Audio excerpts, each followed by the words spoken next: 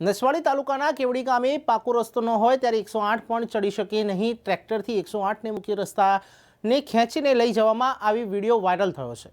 નસવાડી તાલુકાનું કેવડી ગામ વિકાસથી વંચિત છે ત્યારે વિકસિત ગુજરાતમાં અવિકસિત ગામડું જોવા મળ્યું છે।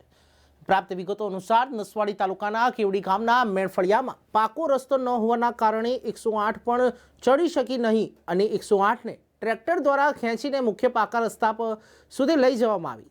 તેનો વિડીયો ગામ લોકોએ વાયરલ કર્યો છે। આ ફળિયામાં જવાનો રસ્તો કાચો અને પથરાળ રસ્તો છે ત્યારે અંતરિયાળ વિસ્તારમાં રહેતા લોકોને પ્રાથમિક સુવિધા પણ સમય પણ મળતી નથી।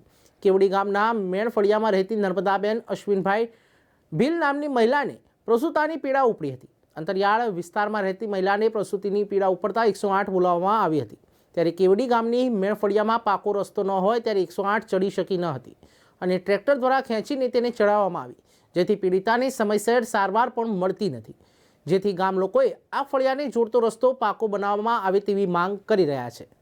જો કે આ સમગ્ર વિડીયો અત્યારે સોશિયલ મીડિયામાં વાયરલ થયો છે ત્યારે અમુક ગામડાઓ વિકાસથી વંચિત છે તે કહેવું મુશ્કેલ છે કારણ કે અત્યારે હાલમાં ગુજરાત વિકાસની વાતો કહી રહ્યા છે ત્યારે ગુજરાતના એક નસવાડી ગામમાં આ વિડીયો અત્યારે ખૂબ જોરશોરથી જોવા મળી રહ્યો છે કારણ કે એક એમ્બ્યુલન્સને ટ્રેક્ટર દ્વારા બહાર ખેંચવામાં આવ્યા છે। પથરાળવાળો રસ્તો છે, કાચો રસ્તો છે ત્યારે એમ્બ્યુલન્સને પણ તકલીફ પડી રહી છે ગામડાઓમાં જવામાં ત્યારે ગામના લોકો દ્વારા ટ્રેક્ટર અને અન્ય વાહનોથી એમ્બ્યુલન્સને ધક્કો મારીને ઢાળવાળા વિસ્તારો ઉપર લઈ જવાથી તકલીફ પડી રહી છે અને બહાર પાકા રસ્તા ઉપર ચડાવવામાં આવે છે ત્યારે તેનો આ વિડીયો સોશિયલ મીડિયામાં વાયરલ થયો છે।